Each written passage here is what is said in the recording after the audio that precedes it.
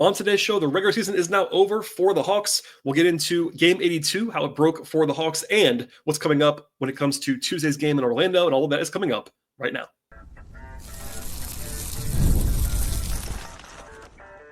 You are Locked On Hawks, your daily Atlanta Hawks podcast.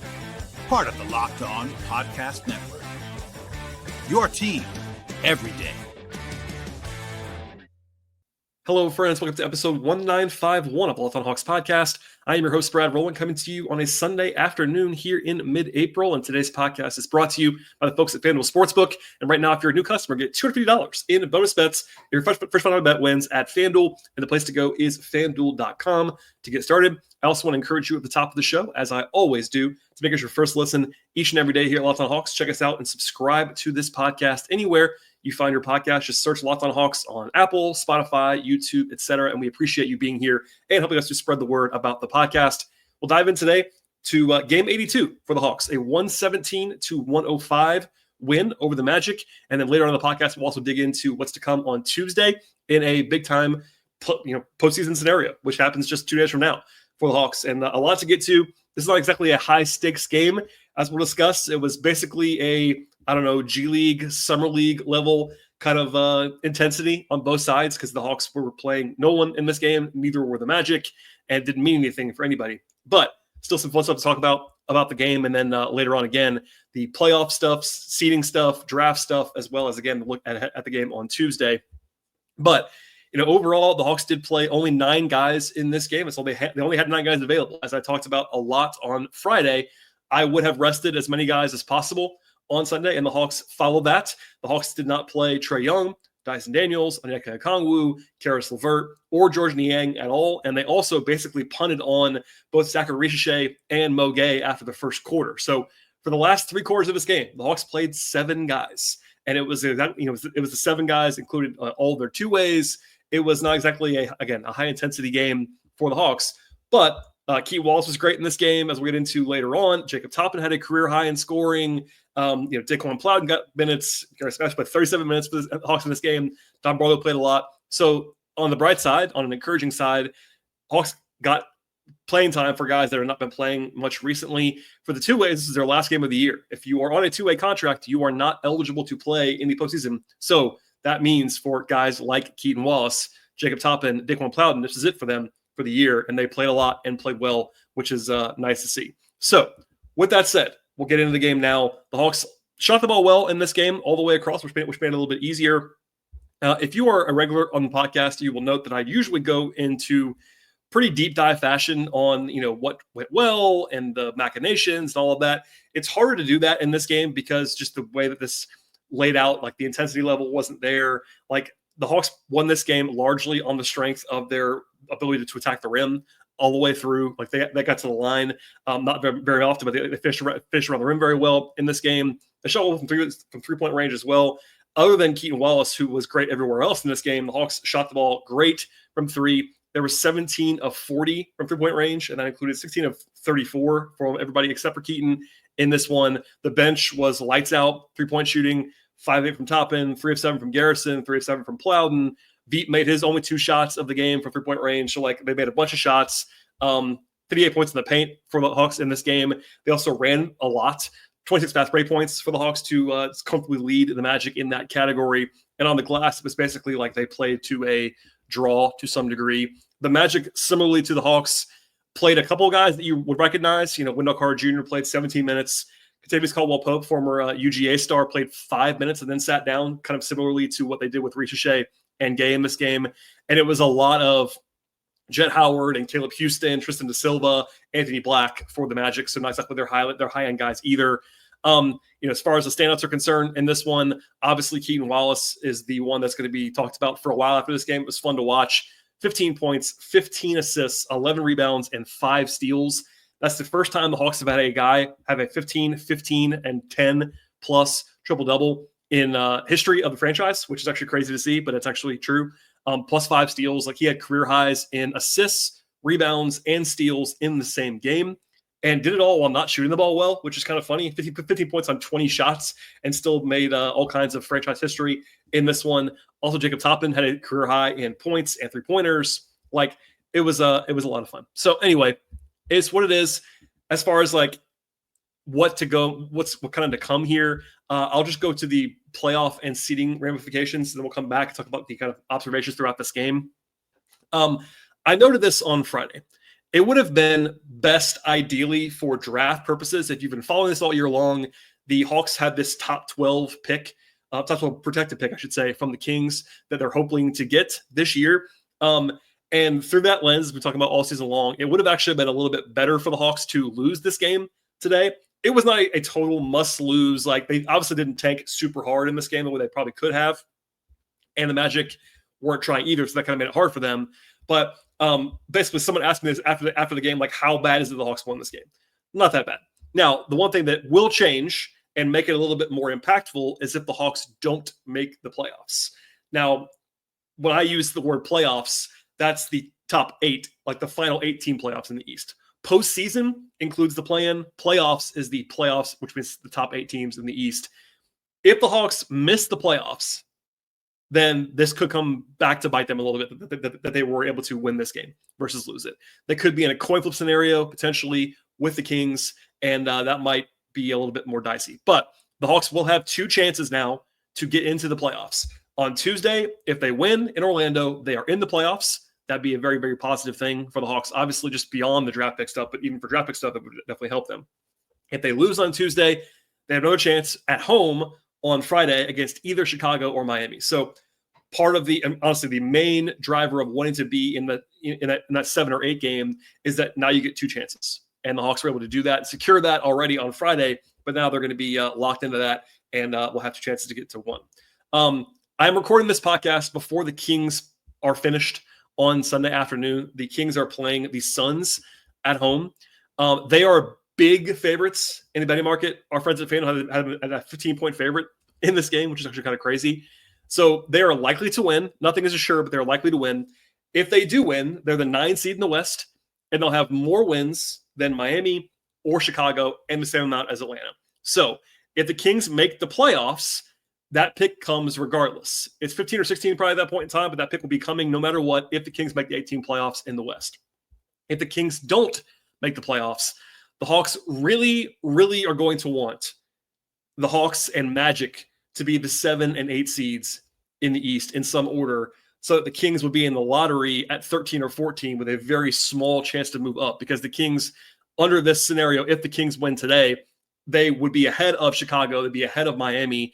And if the Hawks and Magic are in the playoffs, they have to pick below that. So long story short, ideally for the Hawks from this point forward, the Kings either make the playoffs, or if they don't make the playoffs, they're at least in a scenario where the Hawks and Magic are not battling, especially the Hawks are not battling with them in the play-in. So for me, it's just me talking now.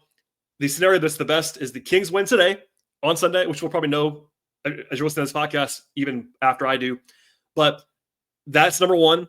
Then it's ideally the Hawks winning Tuesday, obviously in Orlando, and then the Magic then turning around and beating either Chicago or Miami. But either way, the Hawks and Magic making the playoffs, both of them, is what the Hawks actually would want now for draft purposes to keep the Kings pick, hopefully conveying in the near future.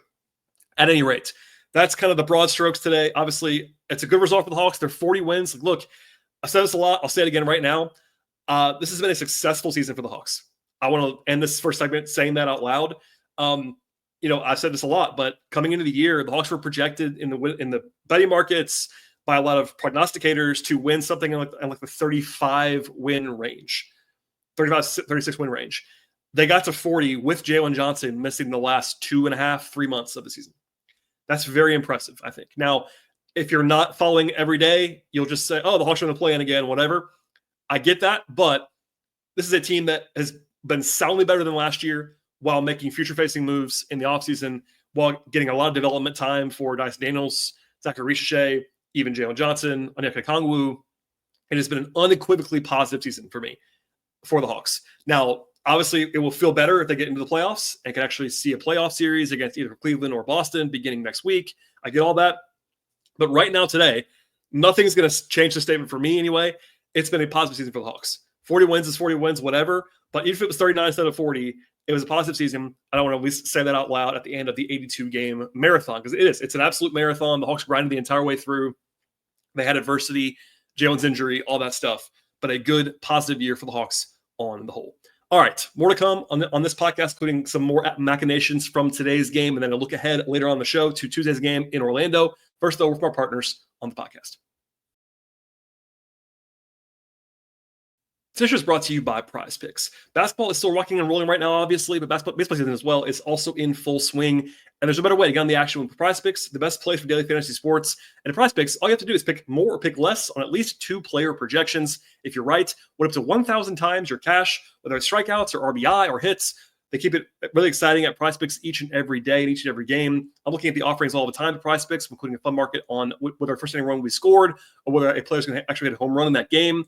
And setting a lineup, it takes just 1 minute or less. It's convenient and it's easy for you at Prize Picks. And when you win, your payout is quick, safe, and secure. I'll also recommend using the Taco Tuesday promos, where Prize Picks actually gives you discounts on select player projections for even more value on those days. Download the app today and use promo code LOCKEDONNBA. $50 instantly after you play your first final lineup at Prize Picks. That is code LOCKEDONNBA. $50 instantly after you play your first $5 lineup at Prize Picks. Prize Picks, run your game. Today's show is brought to you by WayFair. Spring is here, and that means it's home project season for a lot of us. Whether you are refreshing a room in your house, tackling a full renovation, or something else, WayFair is the best kept secret for all things home improvement. From small updates like stylish cabinet hardware to major upgrades like a new vanity or a new sink or outdoor lighting, etc., they have the best and quality products at Wayfair for every single budget. I've been looking in the past for some new furniture for my setup at home, and with Wayfair, the selection is absolutely incredible. They also have free and fast shipping to make things really, really easy for you with no hauling heavy items from the store. I also love they have the top brands like GE and Moen at great prices, and shopping is seamless. At Wayfair, I can find exactly what I need, no matter what I'm looking for my space and my style. Wayfair gives home improvement stuff and makes it really, really easy for you in the process. Get started now at wayfair.com. That is WAYFAIR. That's wayfair.com. Wayfair, every style, every home. All right, and back to the game itself and some notes along the way of what transpired in Game 82. In the brief time that Ricochet was playing, I thought he looked really good early on in this game. Had a nice pull-up three in transition in the first few minutes. He's been aggressive, letting that shot fly quite a bit recently. Had a nice block, another nice three earlier in the game as well. Couple of threes, like obviously a quiet game for his stats. And I think that, that wasn't going to change anything today in Rookie of the Year, all that stuff as well. People were asking, like, why didn't he play more and shoot more for Rookie of the Year? I think that ship's probably sailed. And basically, I'll just say this. I don't mean it negatively about Keaton or Jacob Toppin or whatever, but there is definitely a thought/feeling around the NBA that, there's the statements about March basketball in the league, how it's kind of like silly season because a lot of teams are not playing hard and whatever. They talk about the March. The last game of the year, unless both teams are playing for something, is kind of a write-off. And I think it was pretty obvious in the way these teams approached this game today, like who played and who didn't. Like, I just wouldn't make too much of anything that happened in this game. Like, I don't suddenly believe Keaton Wallace is a different player than I did yesterday, for example. Same with Toppin, same with Plowden or whatever. Like, you can still see some positive things. I'm not saying otherwise, but I just wouldn't. I would probably encourage you not to overreact because it's kind of a silly season kind of game. Anyway, I thought Ricochet looked pretty good to open the game. Quinn called an annoyed timeout early on when they let Anthony Black go coast to coast for an easy bucket. No one stopped the ball. I think it's pretty clear right away that Quinn was not trying to punt this game. Obviously, they didn't play their guys, but they did kind of try to win it for sure, it seemed like, throughout the game. They started out the game with Wallace, Mann, Ricochet, Gay, and Barlow. Kind of funny because they only had 2 centers available, really, and they started them together in this game. And then Mo stopped playing. So the backup center for a lot of the game was Jacob Toppin, who is not a center, but he's at least kind of able to fake it on that front. Garrison Matthews had not played in a game since March 25th. He got in this game. Plowden got in, and then Jacob Toppin got his first minutes with the Hawks since he signed a 2-way contract on March 4th. He played some center, which I mentioned before. Kind of funny about the intensity of his game. He had 8 points quickly. People asked like why he hadn't been around the team. He's been hurt the last 2 weeks. He's been on the injury report every game, and like not like in a fake injury way. Like he's been banged up for a couple of weeks, and unfortunately for him, he got seemingly hurt at the end of this game. I'm not sure how much that actually taken into account or how much it's going to hurt him moving forward. But basically, they signed him to a 2-way on March 4th, and he did not appear in the game until today. So obviously he played well, which is good to see. Hawks had a nice run late in the first quarter into the second quarter with a 13-0 run. Garrison Matthews got hit in the face on a charge and was bloodied and then hit a three right away in Garrison fashion. Pete Krejci had 8 points on his first 3 shots and actually did not miss a shot in the entire game in this one. The Magic did have one big running back in the game, but there's a nice lob dunk by Don Barlow at the end of the first half. Garrison had a 4-point play, and they were up by 12 at halftime. I mentioned before, but the Hawks pulled the plug on Ricochet and on Gay after the first quarter, basically. And so they essentially played 7 guys for 3 quarters, which is kind of tough, but that's how you end up with guys playing a lot of minutes. In fact, everyone except Ricochet and Gay played at least 27 minutes each in this game. So when you only have 7 guys, you kind of have to do that and then push some guys up. Wallace played 37, Garrison played 37, guys that had fresh legs, Barlow played 34, etc. Terrence Mann had his best stretch of the game early in the third quarter, had 6 points in a row, a nice tip dunk actually to force a timeout by the Magic. They were up by 19 at one point in the third quarter. Then it was actually down to 6 at one brief moment in the second half. And then they pushed it back up pretty quickly with a 10-0 run in the fourth quarter. Keaton got the first career double-double first, then his first career triple-double, but there's a brief moment when they actually took it away. Keaton had 9 rebounds. He went to the bench, and 10 rebounds, I should say, went to the bench. And after that, it took one away. So they had to put him back in the game. I'm not sure if he's going to play again anyway, but he did. And then the bench celebrated quite a bit when he got his 10th rebound. That was fun to watch. And obviously, everyone loves Keaton, including everyone. He's got a great reputation. I have referred to Keaton this way. I'll do it again right now. I think Keaton has been the absolute perfect two-way signing in the way that he's been able to give them a lot of minutes when needed. Like when there were times when Trae wasn't playing or Dyson was banged up or whatever, they could use Keaton, play a lot of minutes, and he wouldn't kill them. He's a good defender. He's active, all that stuff. And then also, he's not a guy that you have to play. Great locker room guy by all accounts. Like a perfect two-way signing. Like if you can get real valuable minutes along the way from a two-way guy, that's huge. And yeah, Keaton's not a huge upside guy whatsoever. Like I think I've always said this, but there are 2 different kinds of two-way signings. There's the long-term project, usually a younger guy with some real upside, or you have a little bit of an older player, lower ceiling that can kind of help you now. Keaton's more of that kind of player, older guy, lower ceiling, but he's been a huge help for the Hawks this year. And shouts to him. He was really good in this game. And then they were comfortably leading the entire rest of the way. Basically, they won by 12. It was about that competitive throughout the way. Player-wise, I mentioned before, but Keaton ends up with 15 points, 15 assists, 11 rebounds, and 5 steals. Career highs in assists, rebounds, and steals in the same game, despite not shooting well, which is kind of funny. Toppin had a career high 17 points and a career high 5 threes off the bench. Plowden, 17 points, had his second best game of his career after the one big game that he had against Chicago earlier this year in a game that actually mattered to the Hawks. Garrison hit 3 threes off the bench in truly Garrison fashion. Pete Krejci had 13 points on 5 shots. Didn't miss a shot the whole game. 7 assists, 7 rebounds for Veet. Looked good. Had 3 steals along the way as well. Terrence Mann had a good game. 19 points on 14 shots, 4 assists. I thought it was interesting that they actually played man a lot in this game, even more than someone like Mo Gay, for example. So I don't know if that tells you anything about the way they're going to handle Tuesday, but they definitely wanted Mo and Zach to be fresh, and they leaned on Veet and Terrence more. So whatever that means to you. Barlow, 15 points on 9 shots, was pretty good, pretty effective, 5 rebounds. And then Ricochet and Mo were quite quiet, didn't do a lot, but they didn't play very much, and that was fine with me. Even in the first quarter, I kind of said this to Kevin Schnard online. I was like, if they want to sit Ricochet and Gay right now, I would not mind that. And, somebody asked me before the game started, why is he even playing with regard to Ricochet? And I was like, well, they only have a certain amount of players because they also have actual injuries. They needed to play some guys to navigate 48 minutes of the game. That's why those 2 guys were active. But as far as like the pecking order, the guys who were sitting that were already out as veteran healthy players, I would definitely say Ricochet and Gay would have been probably the next 2 to rest, and they chose to do that. So it made sense to me. All right. That's all I have on that. We will come back in a moment when it comes to some season-long wrap-up stuff, and then a look at the rematch on Tuesday in Orlando in just one moment.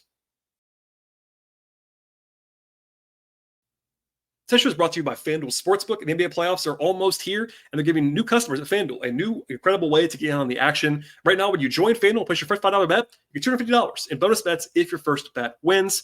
FanDuel's making betting so much easier when it comes to picking your favorite teams or diving into all kinds of player props. They have offers across the sports betting space like point spreads and totals, money lines, game props, and futures as well, plus live betting.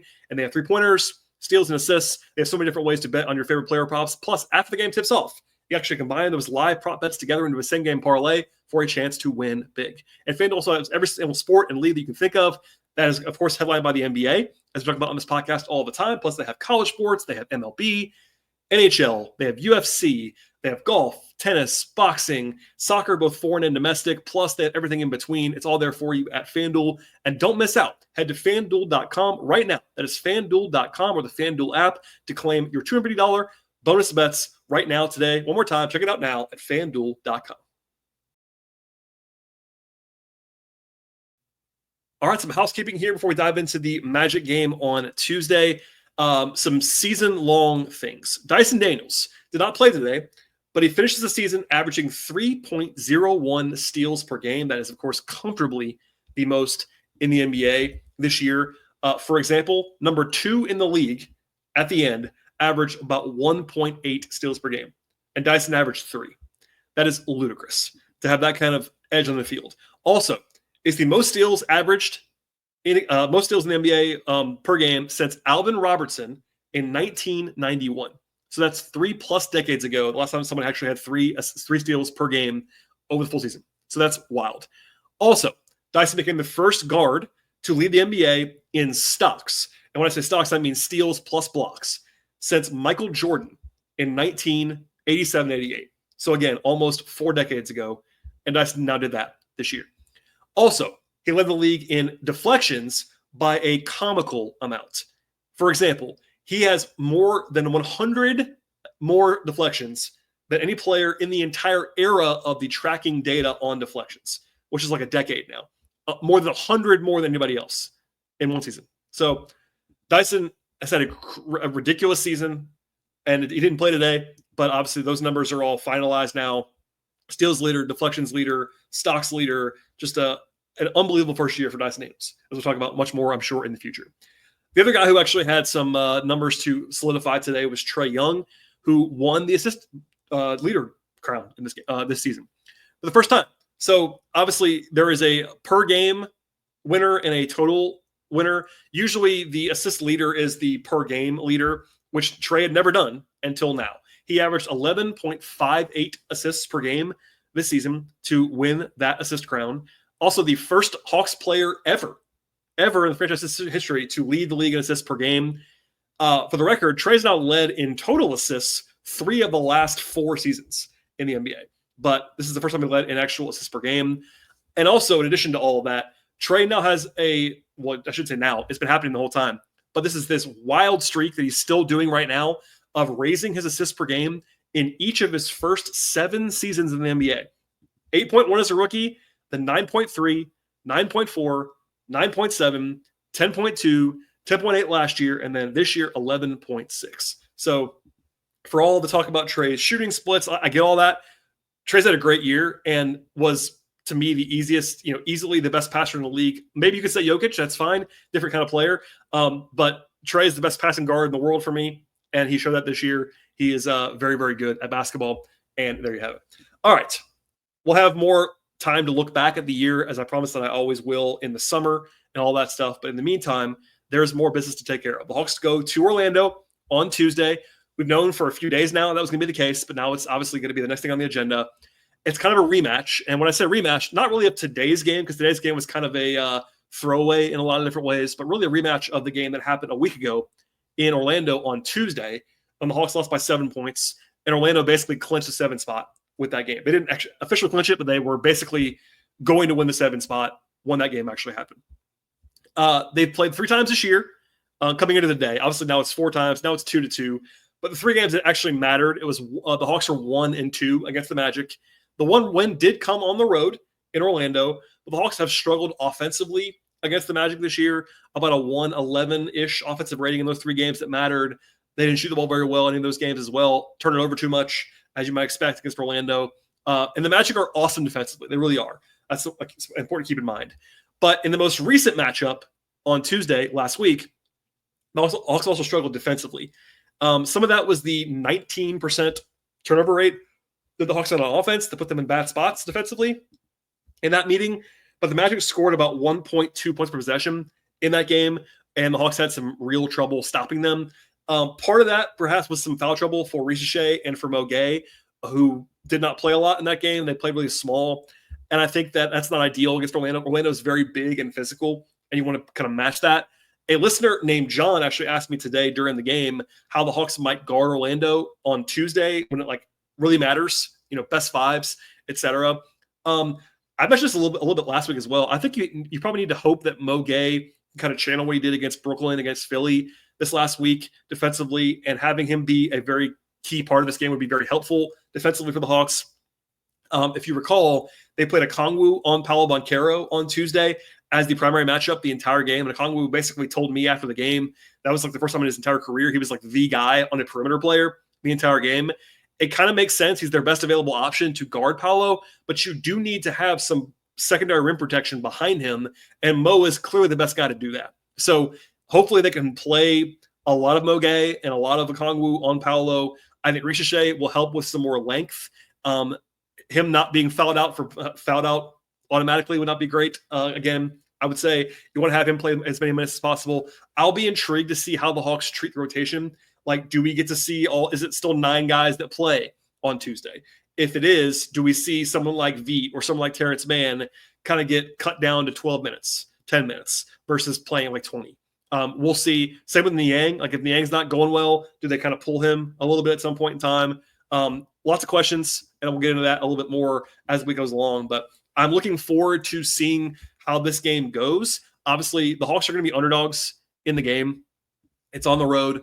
The Magic have the better record. I get all that. We'll talk about that more. In fact, our friends at FanDuel right now have a lineup already, and the Hawks are 5-point underdogs in the game on Tuesday. That's not ludicrous to me, but it's a very, very winnable game for the Hawks, I would say. They're going to have to make shots. They have to actually be physical and match that physicality from Orlando, but it's a winnable spot, and we'll get into kind of more of that, I would say, on Monday. The plan is, I'm not sure if it's going to happen or not, but the plan right now is to do another crossover with the host of Locked On Magic. That's, of course, Philip, who we talked to last week on the podcast, and maybe in addition to that, I'll have something else to go on the wall. But I will definitely have a show of some kind on Monday in between this game and this podcast, and again on Tuesday, and then I'll do a breakdown of there. And again, one more time, if the Hawks win Tuesday, they're off until at least Saturday.